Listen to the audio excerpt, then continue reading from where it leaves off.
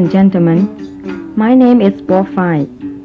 I am a Tai Dam, one of 5 refugee groups from Indochina. The others are the Vietnamese, Laotian, Cambodian, and Hmong.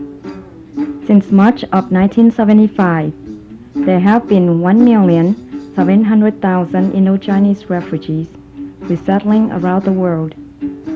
Of that amount, about 8,000, or only 0.4%, are Tai Dam. That's the reason the Tai Dam are basically unknown and often mistaken as people from Thailand or Taiwan. We are a minority of all minorities here in the United States and everywhere. The Tai Studies Center quarterly presents a presentation on the Tai Dam people entitled "The Tai Dam Nowhere to Stay." People usually say, "I have nowhere to go." For the Tai Dam, there were lots of places for us to go, but nowhere to stay. We want to tell the Tai Dam's untold story. But before we start, may I have some time to change into our Tai Dam clothing? You will have a clearer vision of my people if you can see me in our traditional dress. I'll be right back. I bet you don't recognize me. It's me, Bo Phai. This is our Tai Dam costume. A long sleeve blouse and black skirt with a green belt. This is a woman's kerchief or bill. It protects the head from the sun and wind. Unmarried girls coil their hair into a bun at the back of their necks. But married women coil their hair into a bun on top of their heads. This is how Tai Dam men dress. This is the Tai Dam script, handwritten and computerized. Let me tell you a little about our Tai Dam history. For millenniums, a race of people called Thai lived south of today's China. The Thai were a great and civilized race among other people. They had their own language, their own culture, and their own script. From the 7th to the 13th centuries, the Thai people formed themselves into a powerful kingdom called the Thai Kingdom of Nan Chao. The Nan Chao Kingdom stretched from the south of the Yangtze River to the north of today's Indochina. The Thai had an off-again, on-again friendship with Tibet and China, and there were many battles. Then, in 1253, came the fall of Nan Chao by the conquest of Kublai Khan of China. The end of Nan Chao caused the immigration in mass of Thai people to the south. 1. The Thai in Assam state of India, now called Thai Ahoms. 2. The Thai in Shan state of Burma, now called Thai Shans. 3. The Thai in Laos, now called Laotians. 4. The Thai in Thailand, now called Thais. 5.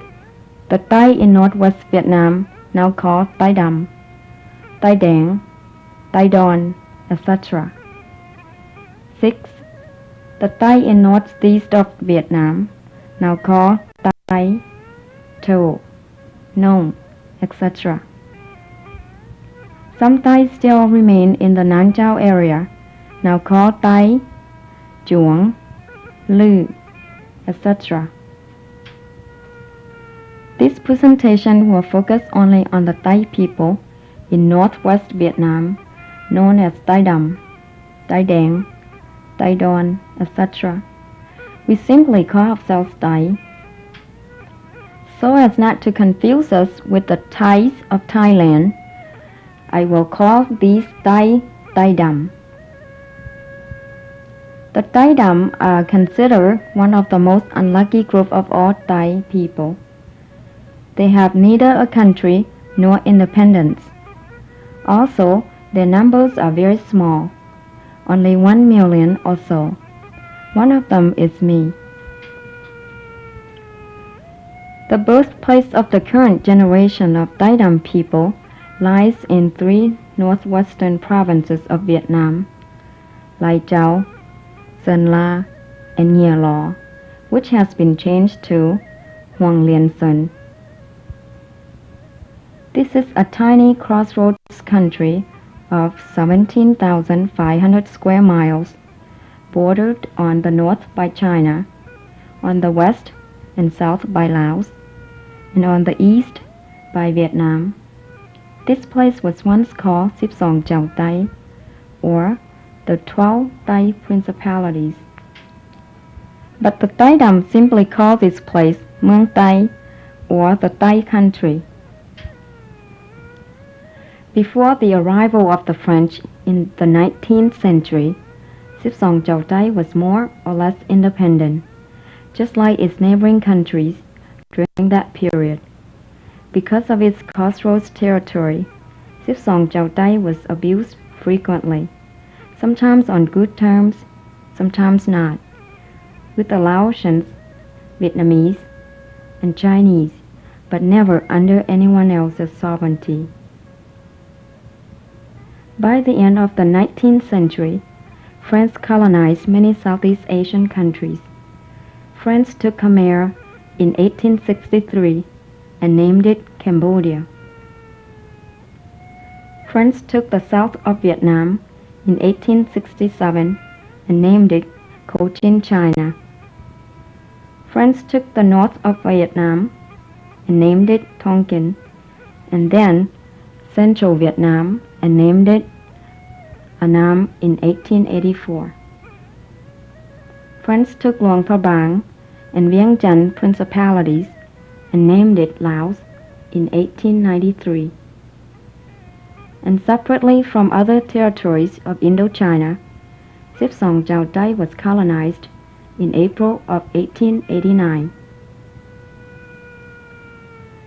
Not only did the French government colonize Sip Song Chau Tai, but they also annexed it with Tonkin, Vietnam.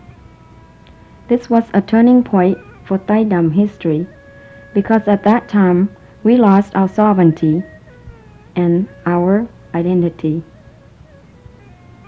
Mr. Auguste Pavie was the French commissioner who conquered Sip Song Chau Tai and Indochina.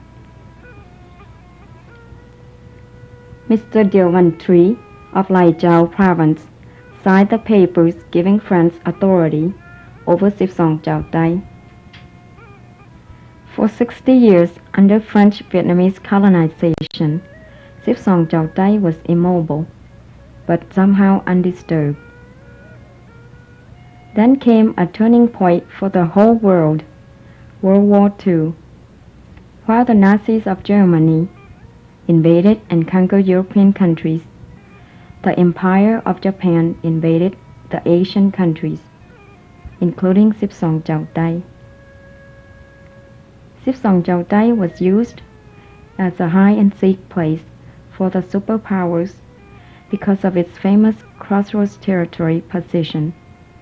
In March of 1945, the Japanese invaded Sip Song Chau Tai, chasing the French army into China.